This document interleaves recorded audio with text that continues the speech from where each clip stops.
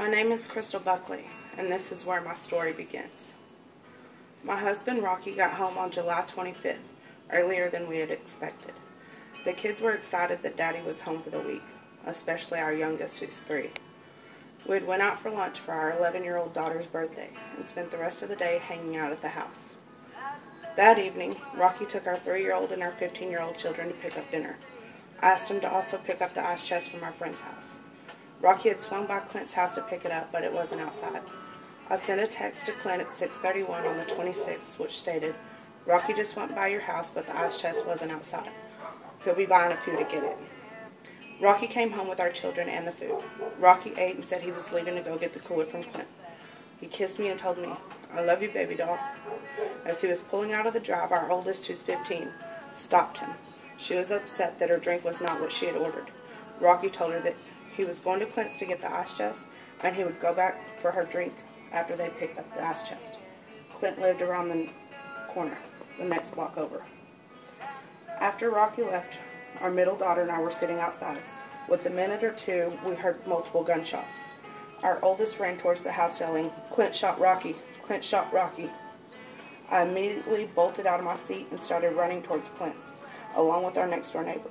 Our mutual friend was on her way to our home and had just pulled up and heard my daughter screaming. She drove her car over to Clint's. When she arrived, my husband was lying on the ground face down.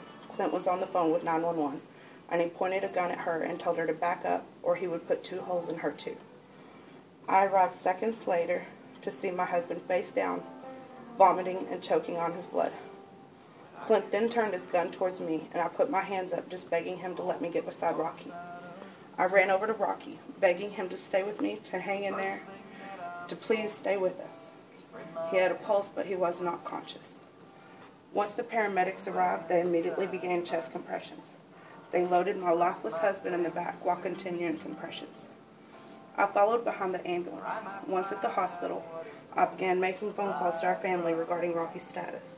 I pled with their family out of town to get to Wichita Falls as fast as they could, as the situation looked bleak, getting worse with every passing second. It was not long before the doctor came to me and said that my husband, my hero, my rock, had not made it. He was gone. They tried for 25 minutes but could not get a pulse. As I collapsed to the floor, I pled with the doctor to let me see my husband. I was able to see the entry wounds of the bullets, wielded by the man we had both considered our friend. The seconds and minutes at the hospital began to blur as I came to realize that the perfect world Rocky and I had were no longer. I began to think about our children and how I was going to tell them that their daddy was gone, wondering how I would ever live without the man I knew would be my forever.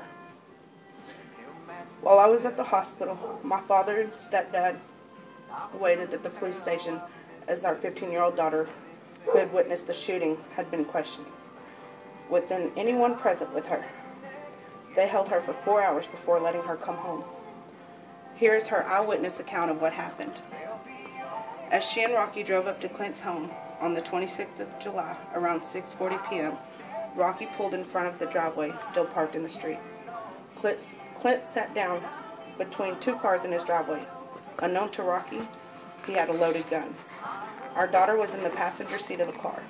Rocky got out of the driver's side and made his way around to the front of the truck, and then walked up the driveway to extend his hand to shake Clint's. As he extended his hand, Clint stood up with a .40 caliber gun in his hand. Our daughter shouted, "Clint, stop, what are you doing?"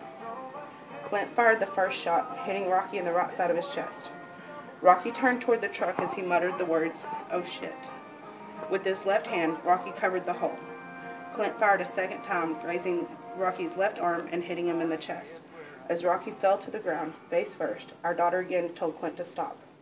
Clint pointed the gun at our truck, firing a 3rd time.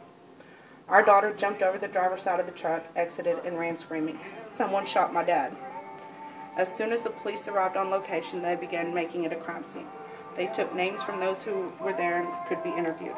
Clint's wife's family lives next door to Clint. The Wichita Falls police began to take our daughter's statement, as well as Clint's and his family members. Clint was taken into police custody for questioning. However, he was not arrested. Friday, July 27th, Clint was released because he and his family members stated Clint shot Rocky in self-defense.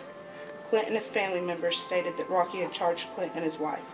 According to my daughter, no words were ever spoken, except for when Rocky held his chest after being shot the first time.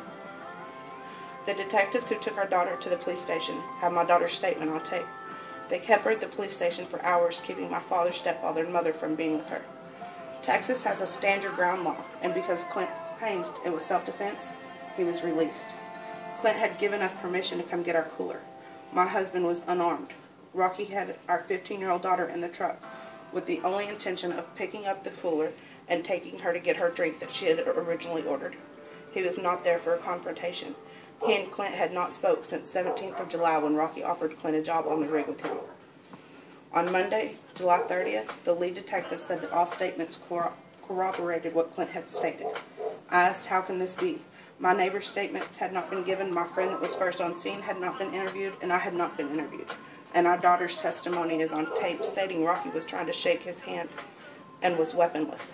The detective replied, the bullet found in the front passenger tire is believed to be a ricochet. Several neighbors outside at the time can and will attest that there was no confrontation and 3 shots were fired. Unfortunately, they have not even been able to give their statements. On July 31st, we buried my husband, the most amazing man I've ever known.